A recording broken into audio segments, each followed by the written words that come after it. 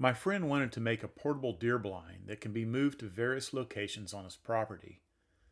This blind needed to be big enough to hold at least 2 or 3 people and tall enough in order to stand comfortably inside. In order to tow such a heavy object, we would first need to come up with a tongue and axle under a frame at minimum. We found an old camper frame, but decided it was too small for the size of the blind that we were wanting. We settled on an old truck bed trailer that had been sitting for a long time in a machine shed. The bed is in pretty good shape, and the dimensions were 6 feet by 8 feet. The bed was cleaned out and the tailgate was removed. Now that we had a good trailer base, we discussed dimensions and drew up a plan. Once we settled on the design and bought materials, we began by installing a floor using 1/2-inch plywood. The floor was screwed to the bed using wood to metal screws. The floor was custom fit around the wheel wells, and the perimeter was caulked using outdoor caulking. I thought it would be a good idea to bolt a wood base on the rails. Using a 2x10, we could have a handy shelf on the inside perimeter and a base to secure the walls.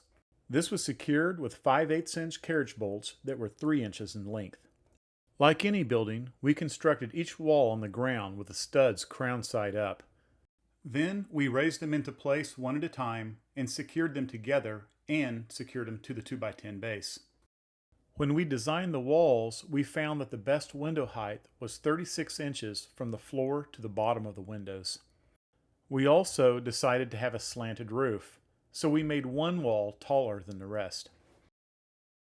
The entrance wall was the last to build and was matched in height to the short walls. This was secured to the floor using the carriage bolts. We used the 5/8-inch carriage bolts that were 5 inches in length because we were going through 2 2x4s. This was secured using a flat washer, lock washer, and a nut. The walls were also bolted using the 5-inch carriage bolts through the 2x10 and the bed rail.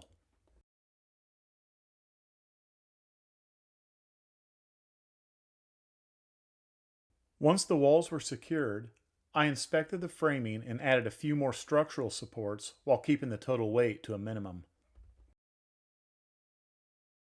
Next, I laid out the 2x4 rafters in order to get an idea of their final position. These will be kept at their full length in order to have plenty of overhang from the walls. Using a square, each rafter was marked for cutting a notch where it would be positioned on the walls. Using a jigsaw, we cut the notches out on both ends of the first board. Then we used this board as a pattern for marking the rest of the rafters. Once the notches were all cut, the rafters were installed.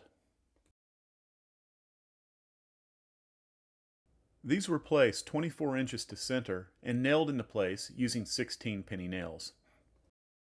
Next, we took siding similar to T111 siding and notched it to fit within the rafters. The siding was temporarily secured using deck screws so the windows could be traced.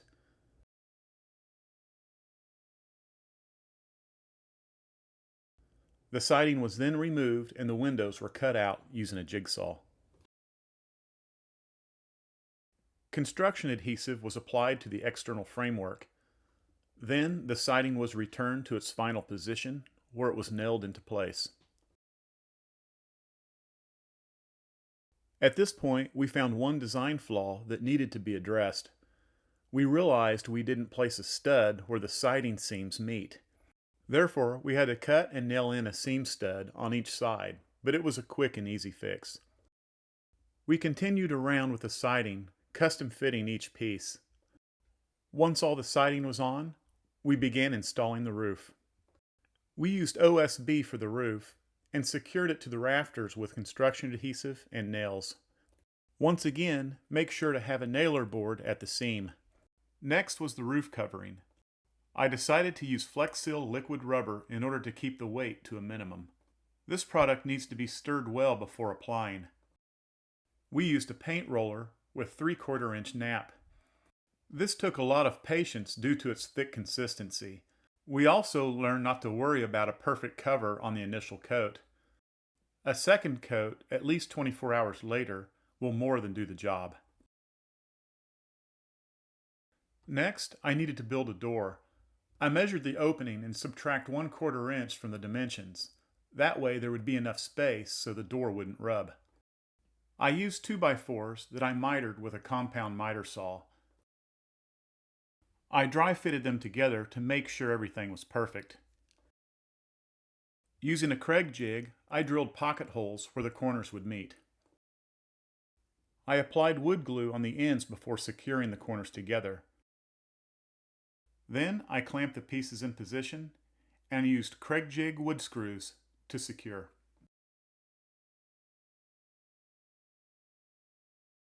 Next, I placed corner brackets for added security and finished off with mending plates. It's important to work on a hard flat surface when building a door frame, especially when installing mending plates.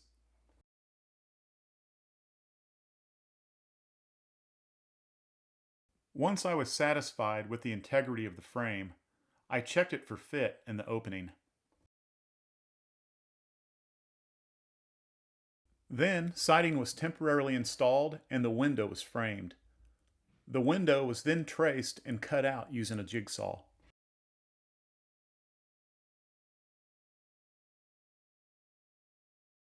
Then, the siding was permanently installed in the same manner as the walls, and the door was secured into place with hinges.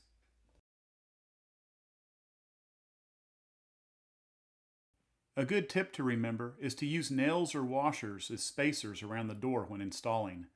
This makes sure there's a proper gap around the door so the door won't stick or rub. Next, we installed a swivel hasp to serve as an external lockable latch. I then welded scissor jacks to the trailer frame on the back end for stability and leveling. I also added a tongue jack as well. We worked on the windows next.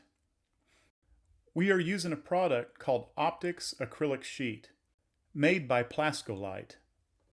We had it pre-cut to size at the hardware store where it was purchased. It comes with a protective peel-away film on both sides. We decided to mount these as sliding windows that drop down rather than hinged. I used a router table to rabbet the edge of a 1x2 that was cut to fit. These made perfect tracks in which the windows could slide.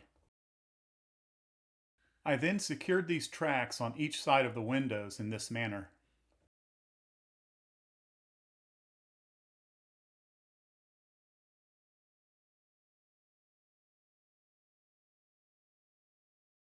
Once I was satisfied with the action of the window, I peeled the protective film off and returned it to the tracks.